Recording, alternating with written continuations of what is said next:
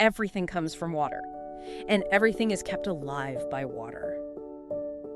Good really captured something fundamental there, didn't he? He certainly did. It's one of those statements that seems simple but holds so much weight.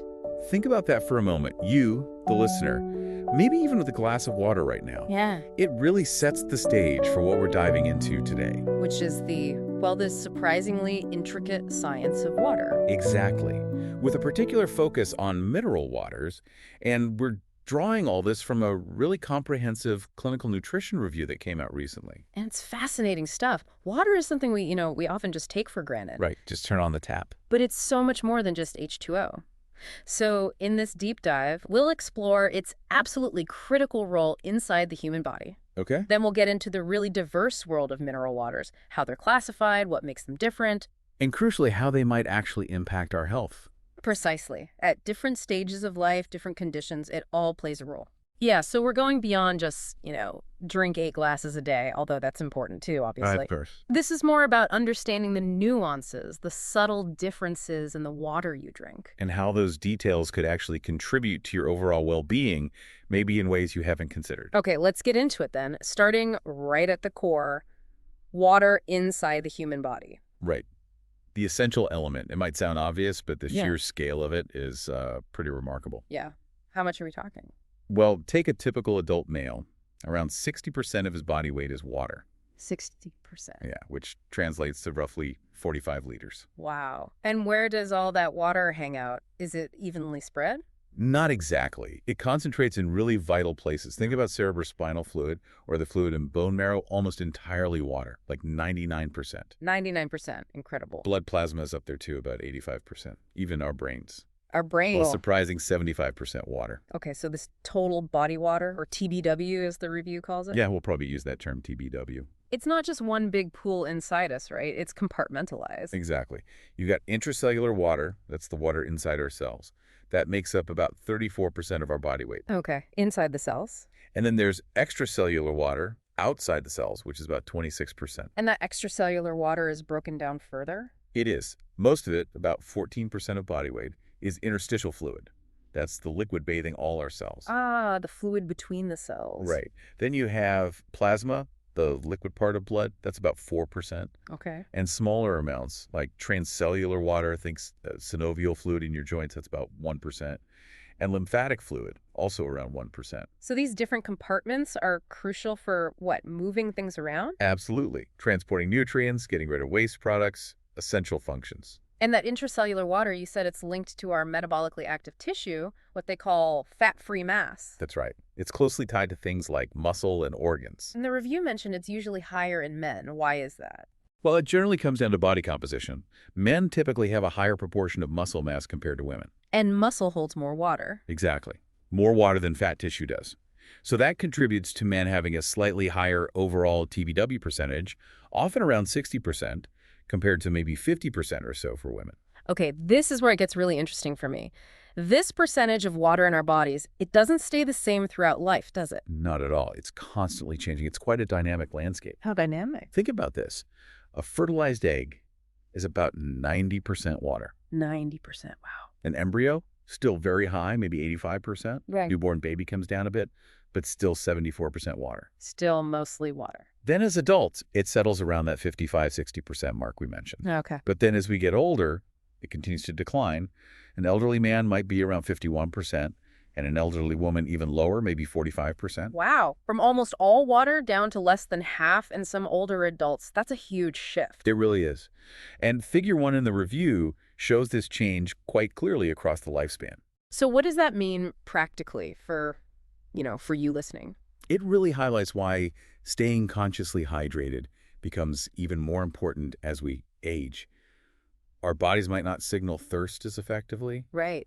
and that can impact energy, focus, even how medications work. Okay, so this water isn't just sitting there. It's actively doing things, right? Performing vital functions. Oh, absolutely.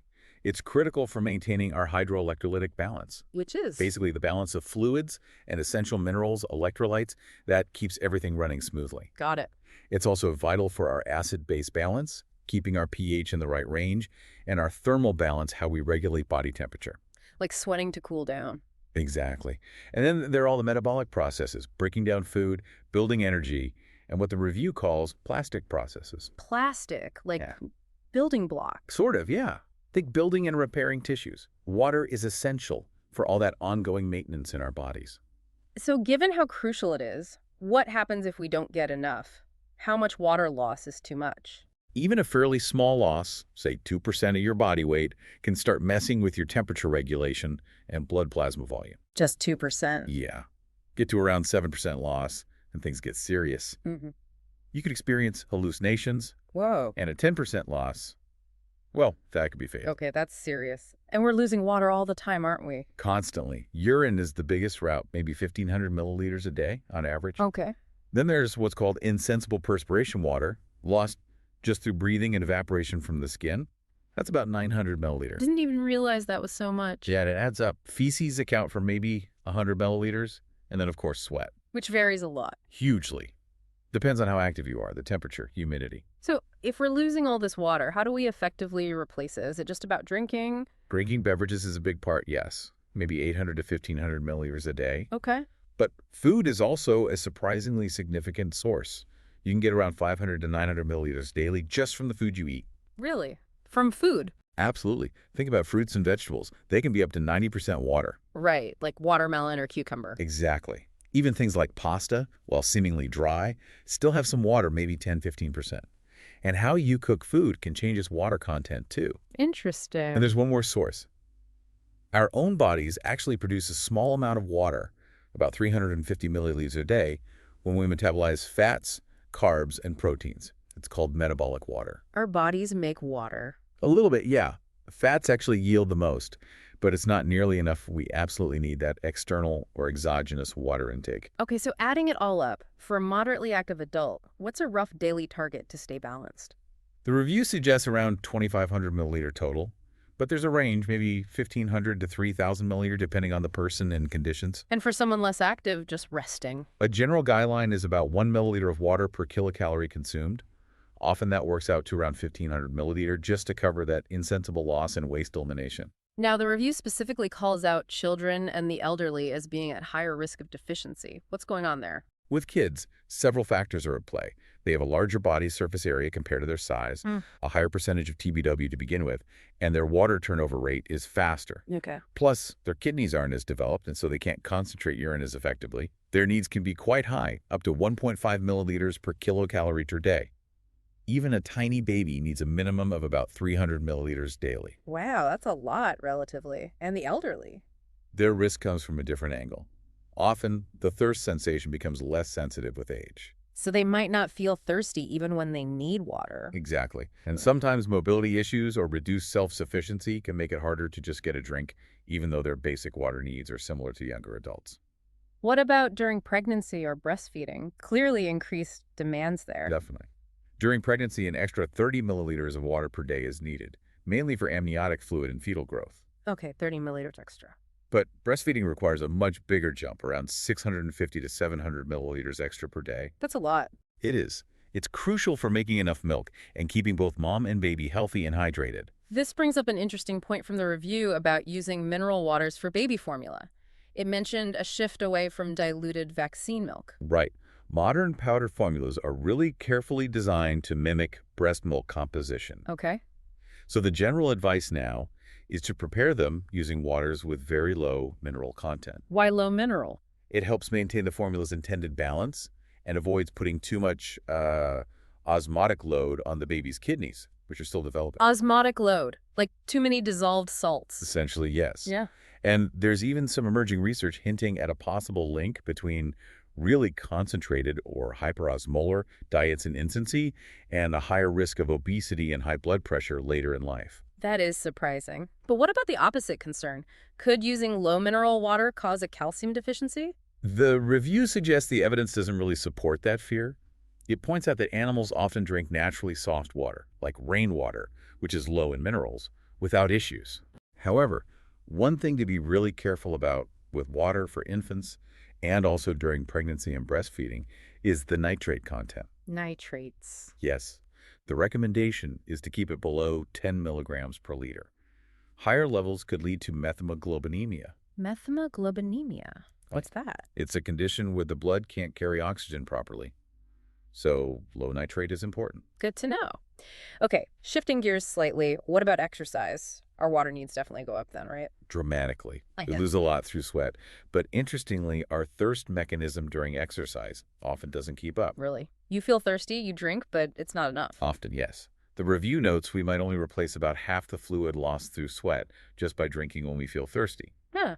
So for athletes, calculating needs is more important, something like 45 to 50 milliliters per kilogram of body weight per day, adjusted for their diet and urine output. And what about when we're sick? Things like diarrhea, vomiting, fever. Absolutely. Any condition causing major fluid loss significantly increases your water needs. Yeah, so. And in places with poor hygiene, severe dehydration from things like food poisoning can be incredibly dangerous, especially for kids. The review mentions degrees of dehydration slight is 5% body weight loss, moderate 10%, and serious is 15%. 15% loss. That's getting close to that fatal level you mentioned earlier. It is. It highlights how critical fluid replacement is in those situations. So our body has this whole complex system to manage water balance. What are the key parts involved? You've got primary and secondary structures. The primary ones include the thirst centers in the brain. Telling us to drink. Right. The digestive system, which absorbs water. The cardiovascular system distributing it. A hormone called ADH, antidiuretic hormone. ADH. Yeah, it tells the kidneys to hold on to water. And the kidneys themselves, filtering waste and controlling urine volume. Okay, those are the primary ones. What about secondary? Those are mainly involved in water loss, the respiratory system, through breathing, and the skin, through evaporation and sweat. The review also talked about regulative versus non-regulative water intake. What's the difference there? Regulative intake is driven by your body's actual need for water. Okay, like feeling thirsty because you're dehydrated. Exactly. That's primary thirst. Yeah. Then there's secondary or anticipatory thirst, maybe feeling thirsty around meal times, which is more of a learned response. Ah, okay. So what's non-regulative? That's drinking that isn't directly tied to immediate hydration needs. It could be just habitual drinking or drinking for specific therapeutic reasons. Like taking mineral water for a specific effect? Precisely. That's usually considered non-regulative. Or, in some cases, pathological drinking, like potomania, where there's an excessive urge to drink water. It's quite sobering, though, when the review touches on the global picture of water resources. The inequality is stark. It really is. Lack of access to clean water is a massive public health issue in many parts of the world, impacting health, mortality, development. And even in developed countries, like Italy mentioned in the review, there are issues with waste. Yes, significant losses from leaky pipes in the distribution system, plus wasteful habits at home. Tables 1 and 2 in the review really highlight this. So things you can do, like fixing leaks, being mindful, it adds up. It definitely can contribute, yes. Yeah. Every little bit helps towards sustainability. And the broader situation isn't getting better, is it? With climate change and other factors? Fortunately, no. Decreased rainfall in some areas, pollution, overdrawing groundwater, it's all putting pressure on resources. The FAO even estimates global water needs could double every 21 years. Double every 21 years. That's a worrying thought. It underscores the urgency of managing water resources better. Okay, let's shift focus now to the second main area. Drinking waters and mineral waters specifically. How is the quality of regular drinking water assessed? It undergoes really rigorous testing, physicochemical analysis, biological tests, checks for organic compounds. Just to make sure it's safe. Exactly.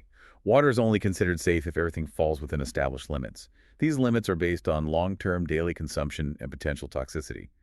The review mentions Italian regulations and broader EC directives that set these standards. And these rules apply to tap water, bottled water. Generally, yes. Waters intended for drinking, cooking, domestic use, food industry use, whether from the network, tankers, or bottles. Okay, so there's drinking water, then the review distinguishes spring water. Right.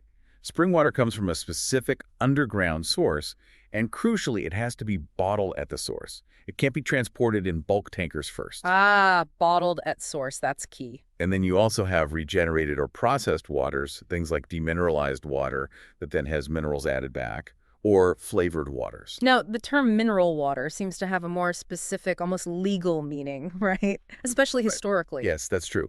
An old Italian decree from 1919 actually required mineral water to have peculiar therapeutic properties. because it was intended for healing. Therapeutic properties, so it's not just any water with minerals in it. Not according to the official definition, no. So what is the current definition? Based on EEC directives, natural mineral water has to come from an underground source, be protected from contamination, and be microbiologically wholesome. Okay. Pure at the source. It also needs to have a stable chemical composition and, importantly, demonstrate favorable effects on health. And like spring water, it must be bottled at the source in safe containers. So that favorable effects on health part is key. It needs some kind of recognized benefit. Exactly. Just containing minerals isn't enough to be called mineral water in this regulated sense without those recognized properties. And who recognizes these properties? The Ministry of Health, usually after reviewing clinical and pharmacological studies, Table 3 in the review shows that different permissions needed mineral waters face stricter requirements than spring waters. It feels like consumers often choose mineral water because they worry about tap water safety, maybe contamination. Is that perception driving things? It likely plays a role.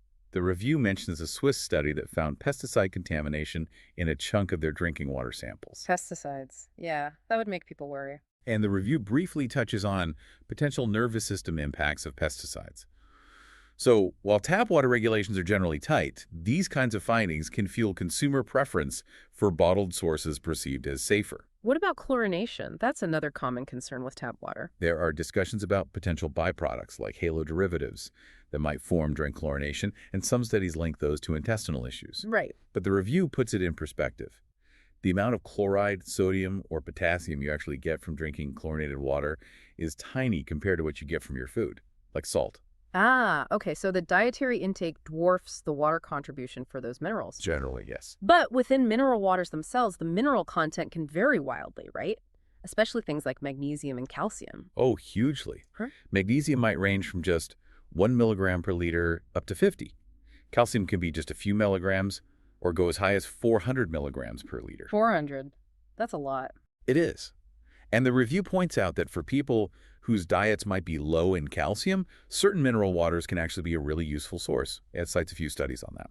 And Italy apparently is just full of these springs. Exceptionally rich.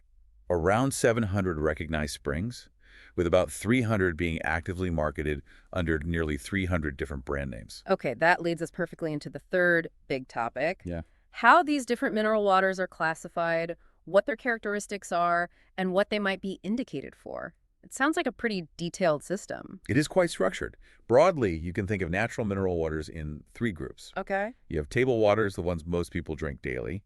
Then dietetic waters used for specific needs like salt restoration, low sodium diets, or boosting calcium. Right. And finally, healing waters. These have officially recognized pharmacological or clinical properties and are often used in thermal spas for prevention or treatment. And how are they classified within those groups? What are the key factors? Several things. The spring's flow rate, the water temperature, its freezing point, the dry residue amount. Dry residue again. We'll come back to that. Yes. Also the main ions present and its main biological effect, like diuretic or cathartic. Okay, flow rate makes sense as a consistent. Temperature, too, you mentioned some are hot. Exactly. Flow can be perennial, stable, semi-perennial, fluctuating, or seasonal. Temperature-wise, under 20 degrees is cold, over 20 degrees is thermal, and thermal is further split into tepid, warm, and hot. And freezing point, how does that classify water? It relates to the concentration of dissolved stuff, the osmotic pressure. So it helps classify waters as isotonic, hypertonic, or hypertonic relative to body fluids. Okay, now dry residue, I see that on labels sometimes. What exactly is it measuring? It's literally the amount of minerals in milligrams left over after you evaporate 1 liter of the water at 180 degrees Celsius. It's a measure of total mineralization. Ah, okay, total dissolved solids. Pretty much. And it's a key classification. Very low mineral is under 50 millimoles. Low minerals is 50 to 500. Medium is 500 to 1500. And rich in minerals is over 1,500 millimoles. So it's quite a range. It's not just high or low mineral. No, it's graded. And this dry residue amount is distinct from the type of minerals present. Right, which is the next classification based on the predominant ions like bicarbonate or sulfate. Exactly. There's an older classification by Murata and Sika focusing on the main anions, bicarbonate, sulfate, chloride, sulfurous. Waters can also be mixed types. Okay. The current Italian system looks more at the dominant chemical elements and their known biological effects. So it's classified as bicarbonate water if it has over 600 millimoles of bicarbonate, sulfate if over 200 millimoles of sulfate, calcium if over 150 millimoles of calcium, and so on. There are specific thresholds. Yes. And there are other labels too, like low salt if sodium is under 20 millimoles, Yeah. plus distinctions based on fizz, CO2 content, or even radioactivity, radon. And the last classification type was biological activity. Right. Directly related to the effects diuretic, increases urine, cathartic, laxative, anti-inflammatory, or reconstituent, like iron-rich waters. Wow, okay, that's a lot of ways to classify water. And all this information, or at least the key parts, should be on the bottle label. Absolutely. Labels have legally required info producer, batch, date, etc. But they also carry that second type of information that helps you choose, like the mineral analysis and any recognized properties. And what about safety? Does mineral water have to be sterile? Not sterile, but microbiologically wholesome, meaning no harmful bugs, but it will contain its natural, harmless microbial flora. So some bacteria are expected and okay. Yes, the natural ones. And the review notes that some multiplication of this natural flora during normal storage isn't considered harmful. There are guidelines for proper storage, of course. Cool, dry, dark place. Basically, yes. Away from odors, too. Yeah. And they stress opening it fresh in restaurants. Good point. It's good that the bottles are recyclable too. Definitely. And remember, those two terms, mineral, implying potential health effects, and microbiologically wholesome are key to the definition. Is the testing different for mineral water compared to tap water? It's actually stricter in terms of frequency because mineral water can't be purified in ways that change its composition, so it's tested multiple times a year at the source. Okay. And there's oversight. Yes, from health authorities and inspectors. Plus, the producers have their own approved self-monitoring systems with frequent tests. Right, let's dig into the properties now, based on that dry residue classification. Very low, low, medium, rich. Okay. Very low mineral waters under 50 milliliters, about 9% of the market, are known for being diuretic. Good for flushing things out. Potentially, yes. Indicated sometimes for urinary stones, helping clear uric acid. And because they're low sodium, they're suitable for infant formula prep and people managing hypertension. Okay, then low mineral, 50 to 500 milliliters. That's the biggest category, about 65%. Also diuretic, also indicated for urinary stones and gout by helping clear uric acid and urea. And medium mineral, 500 to 1500. About 20% of the market. Similar indications, still diuretic, though the effect tends to lessen as the mineral content goes up. Interesting. Less diuretic the more minerals there are. Generally, yes, because the osmotic difference driving water out might be less pronounced. And the last category, rich in mineral salts, over 1500 milliliters. That's only about 6% of the market. Yeah. These are really considered medicinal waters due to their high mineral concentrations, Yeah. often used therapeutically. Okay. Now, what about the effects based on the type of dominant mineral, like bicarbonate or sulfate? These seem more targeted. They definitely are. Bicarbonate waters, for instance, can neutralize stomach acid. Good for heartburn or reflux? Potentially, yes. They can also speed up gastric emptying and trigger the release of certain gut hormones. For athletes, they can help restore fluids and salts, buffer exercise-induced aphid, and clear nitrogen waste. How about sulfate waters? Their main action is stimulating the intestines, so primarily used for chronic constipation. There are also sulfate bicarbonate types used for gallbladder issues. Okay. What else? Sulfurous and bicarbonate waters might have roles in diabetes management. Chloride sodium water, salty ones, stimulate gut movement and bile flow, so used for constipation or biliary problems. And calcium-rich waters? Important when calcium needs are higher growing kids, pregnancy, menopause, preventing osteoporosis. Might also help with blood pressure. Magnesium? Mainly known as cathartic, so laxative effect. Mm. But also linked potentially to preventing atherosclerosis and helping with PMS or menopause symptoms. Ferrous waters? For iron? Exactly. Used for iron deficiency anemia? There were others, too. Sulfurous, iodine, bromine. Yes, those are often used more externally or via inhalation. Think of dermal spa treatments for ENT issues, respiratory problems, some skin conditions, gynecological inflammation. Carbonic waters. Fizzy ones. Mainly used in baths for peripheral circulation issues, though generally fizzy waters quench thirst well, and if they're bicarbonate, they can aid digestion.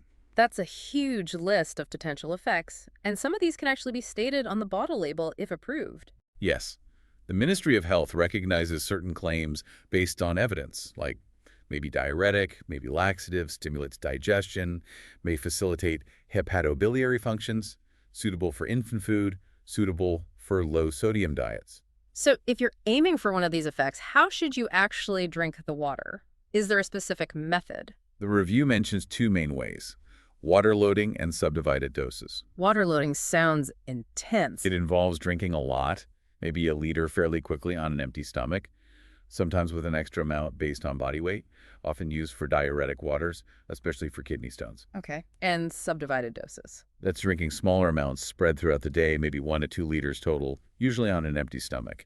Sometimes advised to sip while walking lightly.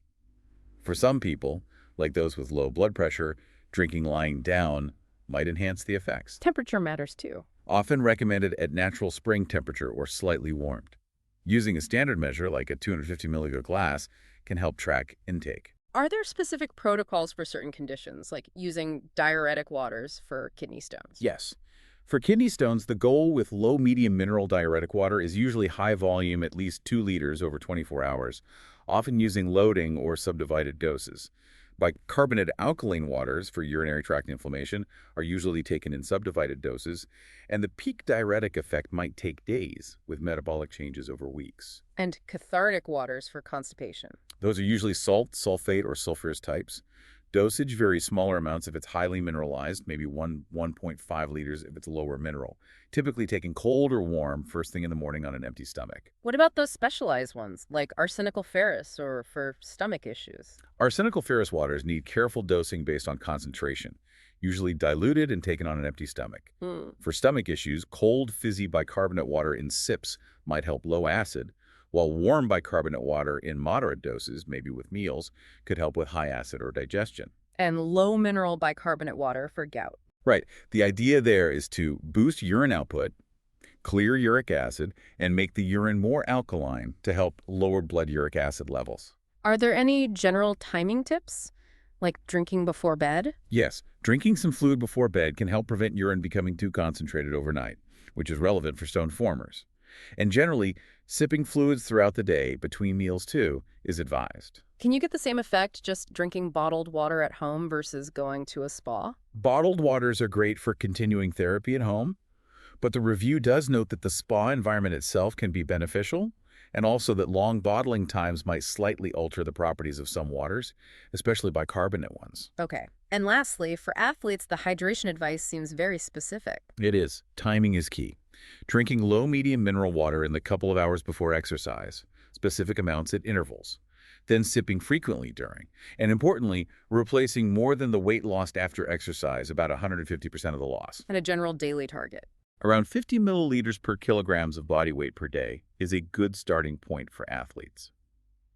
The review also mentions using very low or low mineral waters for a diuretic effect in weight category sports, though actual diuretic drugs are banned, of course. Crucially, though, not every water is right for everyone. There are contraindications. Definitely. Low mineral waters might be bad if you have fluid retention or severe kidney heart issues. High sodium water is a no for hypertension. Salt water isn't good for ulcers or high stomach acid. Sulfurous water can be bad for certain respiratory conditions. Bicarbonate isn't ideal for very low stomach acid. Sulfate waters aren't great if you have ulcerative digestive diseases. So choosing wisely matters. Absolutely. This has been incredibly detailed. The science is complex. The review wraps up by touching on how this is studied. Yeah, it notes the shift from just observation towards more rigorous experimental studies since the 1950s. And the Ministry of Health actually has guidelines for what these studies need to include. Proper methodology, details on the study groups, the water dosage, treatment length, how effects were measured, statistical analysis, side effects, long-term follow-up.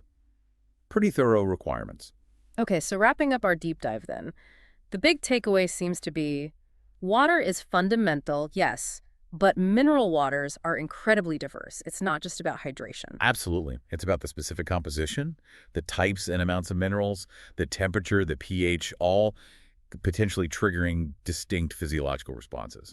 It goes way beyond just minerals are good for you. And for you listening, hopefully you now have a much deeper appreciation for the science packed into that simple glass of water. Which leads to a final thought for you to ponder. Knowing all of this, understanding the classifications and potential effects, how might making a more conscious choice about the water you drink become maybe a subtle but significant part of managing your own health and well-being?